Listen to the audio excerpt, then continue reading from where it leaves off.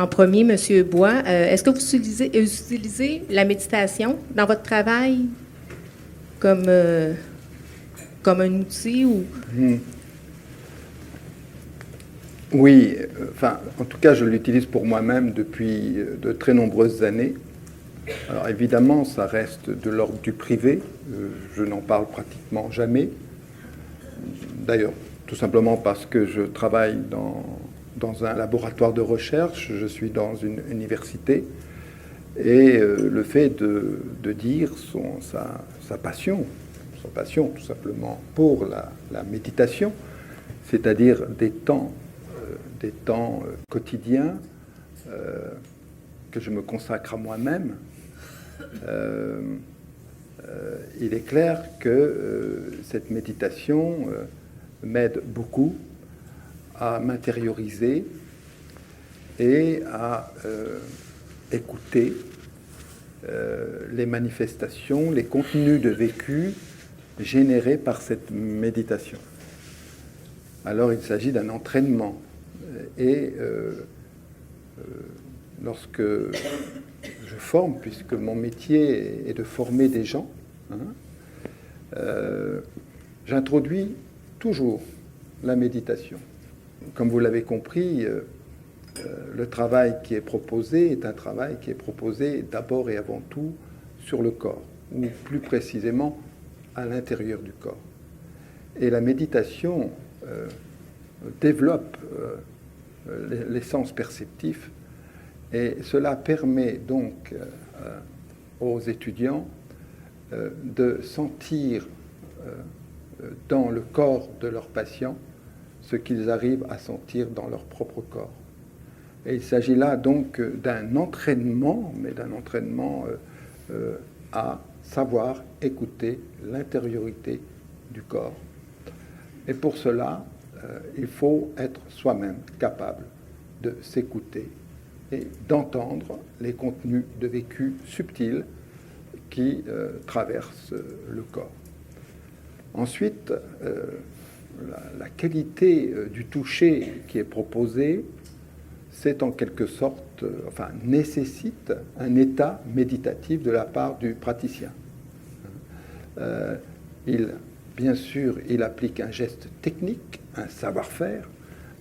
Il est obligé de connaître l'anatomie, de connaître toutes les prises, d'avoir un toucher symptomatique, c'est-à-dire un toucher cohérent, etc. Mais ce toucher n'aurait aucun sens si ce toucher n'engendrait pas une nature de relation de haute qualité.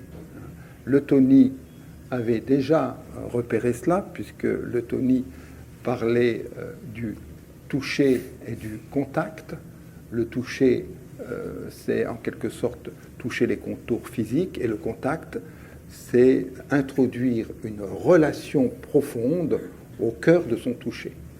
Eh bien, dans la fasciathérapie ou dans la somatopsychopédagogie, nous appliquons les deux formes de toucher que nous appelons le toucher relationnel manuel. Il n'y a pas d'efficacité du toucher si ce toucher ne touche pas la personne dans sa fibre sensible. Voilà. Donc oui, la méditation est très importante dans nos pratiques. Parfait, merci beaucoup. Monsieur Corneau, de quelle façon utilisez-vous la méditation dans votre travail? Un peu comme Dany, je médite chaque jour moi-même. Je suis toutes sortes de méditations, mais je suis très intéressé par justement un peu ce qu'on a fait d'abord écouter, entrer dans cette écoute et aussi stimuler un peu le sourire intérieur et savourer en fait des états intérieurs pour aider à ouvrir les portes, en fait, ouvrir la perceptivité. Je suis beaucoup aussi de cette école-là, de la perception fine, parce que je trouve que faut pas se conter d'histoire, on est dans un corps. Et donc, c'est la qualité de nos perceptions internes qui nous renseigne énormément sur nous-mêmes, sur ce qu'on est vraiment en train de vivre. Et donc, et avant chacune de mes conférences, il y a toujours une période de méditation. Dans les ateliers, il y en a beaucoup. Beaucoup de travail de visualisation, beaucoup plus engagé que ce qu'on vient de faire. Et aussi des périodes d'écoute du silence, proprement dit. C'est-à-dire, c'est tellement important s'offrir ce cadeau d'une discipline de l'écoute. Je pense vraiment que le mot-clé, c'est l'écoute dans cette histoire-là. Et je suis tout à fait aussi de l'idée, Jung pensait par exemple qu'on ne pouvait pas traiter des patients si on n'avait pas été soi-même psychanalysé longtemps. Et c'est Jung qui avait introduit cette mesure auprès des étudiants qui voulaient devenir psychanalystes. Je trouve ça tellement vrai parce que dans ce qui est sous-entendu dans ce que Danny raconte, c'est que la personne qui se met dans un état méditatif pour toucher, c'est-à-dire qu'elle aussi va être touchée et transformée par ce qui se passe. Et c'est exactement la conception de Jung du transfert et du contre-transfert. Jung disait, oui, il y a un rapport de conscient-conscient, mais il y a aussi un rapport de conscient et inconscient de l'autre et de conscient et inconscient. Et dans ça, il disait, il faut tout apprendre et tout oublier et accepter d'être transformé dans ce bain alchimique de la relation. Et je trouve que, je sais pas, je trouve que j'ai beaucoup appris d'idées comme ça. Et je trouve toujours que, à travers les méditations les plus sophistiquées que j'ai appris de ma vie, c'est ça que je disais au repas en riant, je dois être le dernier de la classe, mais je reviens toujours à des choses extrêmement simples, qui sont de l'ordre de savourer la présence, savourer le silence, savourer la paix, savourer l'espace. Je reviens toujours à des choses comme ça parce que elles sont pas ambitieuses. Elles n'ont pas de prétention. Elles m'obligent pas à être illuminé. Elles m'amènent juste à dire, oh, revenons à nous-mêmes, revenons à l'espace, revenons au temps qui existe. Et le temps devient élastique dans cet espace-là. C'est fantastique. Et donc, pas me raconter trop d'histoires. Dans la méditation, il est très important, et je suis assez sensible à ce que disait Christiane Singer quand elle disait dans le corps, il y a un lieu vierge, il y a un endroit qui est vierge de toute l'histoire, de la mémoire, de nos affects. Il y a un lieu où tout est calme, où il n'y a pas d'empreinte biographique. Dans notre méditation, c'est précisément ce lieu-là que nous essayons d'atteindre. Nous l'appelons ni dedans ni dehors. Ou plus précisément, ce n'est ni dans le corps, ni en dehors du corps. Donc c'est ce lieu-là.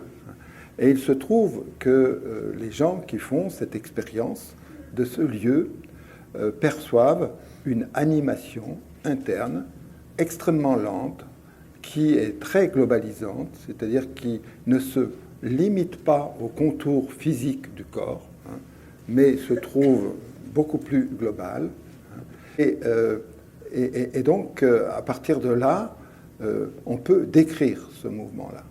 Il est plus ou moins épais, il est plus ou moins incarné, il est plus ou moins fluide, mais il va toujours à la même vitesse, en tout cas dans nos expériences du vécu. Alors, évidemment, là, il y a une question qui est fondamentale, puisque là, il ne s'agit pas seulement de décrire l'expérience que nous vivons sous cette forme d'énergie en mouvement dans le corps, dans ce lieu vierge, mais là, il s'agirait d'essayer de donner une origine. Et là, c'est extrêmement difficile de donner une origine. Y a-t-il quelqu'un derrière cela? Et c'est la voie que moi je préconise, je préconise plutôt une propriété du vivant. C'est-à-dire que la propriété du vivant est d'être en mouvement. Donc c'est une force du vivant qui anime tout ce qui est vivant. Et cette force du vivant, lorsqu'on la rencontre dans notre lieu, rejoint un peu la notion d'un philosophe que j'aime beaucoup, Michel Henry, qui disait « Vivre, c'est s'éprouver soi-même au contact de la vie ». Et donc, à un certain moment, lorsqu'on vit cet état-là, on éprouve cet état-là. J'aime bien un autre philosophe, Mène de Biran, dont le cogito est « je sens que je ressens ». Et en réalité, la méditation, c'est ni plus ni moins, pas simplement apercevoir, mais s'apercevoir. S'apercevoir, se ressentir. Ouais. Et donc, dans la méditation, il y a toujours nécessairement une mise à distance. Il faut toujours être en surplomb pour non seulement percevoir, mais s'apercevoir percevant, C'est ça. s'apercevoir pensant, s'apercevoir agissant. C'est ça la méditation. Et pour régler cette complexité, comment peut-on être à la fois distant et en si grande proximité avec soi? Eh bien, je n'ai pas eu d'autre moyen que de l'appeler une distance de proximité. Et C'est super. Et lorsqu'on pénètre au plus profond les expériences subtiles à l'intérieur de notre corps qui n'est plus notre corps, hein, mais sans le corps, ça n'existerait pas. Hein. Lorsqu'on pénètre cela, on ne peut que le nommer par oxymore. Distance de proximité, on sent une neutralité active, on se perçoit du haut de sa profondeur. Enfin, Oui, une neutralité bienveillante, toutes sortes de choses. Il n'y a pas de système binaire. Il n'y a pas le dedans, le dehors. C'est aussi bien dedans que dehors. Est-ce que vous comprenez, je veux dire, hein?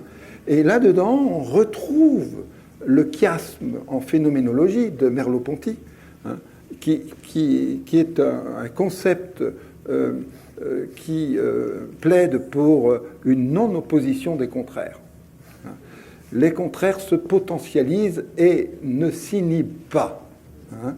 Et donc, tout le dehors va potentialiser le dehors, et le dehors va potentialiser le dedans, etc., etc., etc. Et c'est magnifique, c'est une expérience magnifique. Quand on est dans ce lieu-là, on a le sentiment de savoir un peu ce qu'est être vivant. Merci beaucoup. Super, merci infiniment. On a abordé plusieurs points de questions qu'hier, on avait parlé ensemble. Ça a permis de clarifier plusieurs points. Merci. D'ailleurs, Jung parlait de ça en disant la conjonction des opposés. Oui, exactement. C'est une conjonction des opposés. C'est le lieu de conjonction des opposés. Et l'amplification de la singularité. Il parlait d'ailleurs, en parlant de cette théorie, il parlait du mystère de la conjonction. Le mystère de la conjonction. La singularité n'a de sens que si elle est universelle. Oui. Ça me fait penser, absolument, mais bien sûr. Et ça me fait penser à Bertrand Russell, qui, lui, parlant de ce mouvement vital-là, parle de l'élan vital. Quelque chose est lancé maintenant. C'est quoi? On est dans le mouvement. C'est juste ça qu'on... Et moi, j'aime beaucoup cette idée-là aussi de dire que... Moi, je pense toujours que vivre, c'est jouir de l'expérience du mouvement. C'est jouir du mouvement, de la vie. C'est ça. Et ça nécessite cette position-là que tu as tellement bien décrite. La vie, c'est le mouvement. Ah oui, c'est ça. C'est le mouvement. À moins que ce soit le mouvement qui soit la vie.